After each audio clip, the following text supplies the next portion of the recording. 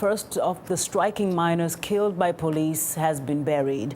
John Kutlwano Ladungwane was only 24 years old when he was one of the 34 killed when police fired on hundreds of workers staging a pay strike on August 16th at Lonmin's Marikana Platinum Mine. About 3,000 people have walked off the job at the mine in the past week due to a pay dispute. Miners want their monthly salaries, now averaging about $480, to be tripled.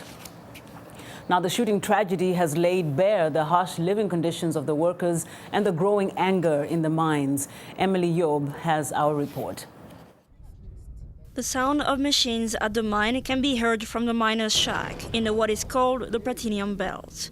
It is here, 100 kilometers west of South Africa's capital city Pretoria, that 80% of the world's platinum is dug out. Walking back home after 8 hours of work, Nicholas is tired. Since last year, the 26-year-old miner spends his day in the dark, hundreds of meters underground. He says accidents can happen very fast.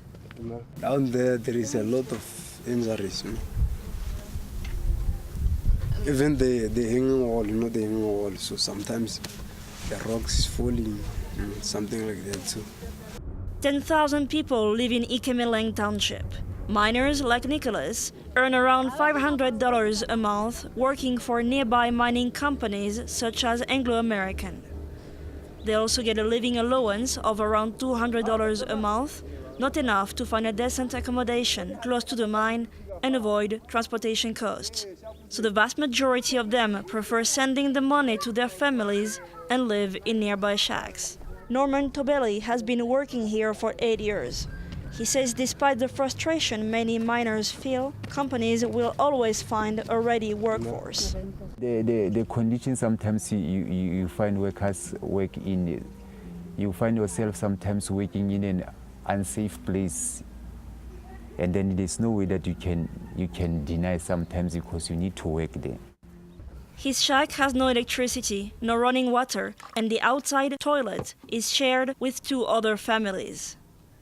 The platinum industry has been here for a long time, but it was only after white minority rule ended that the miners got the right to protest and started to talk about their woes, which also include the impact of the industry on the environment.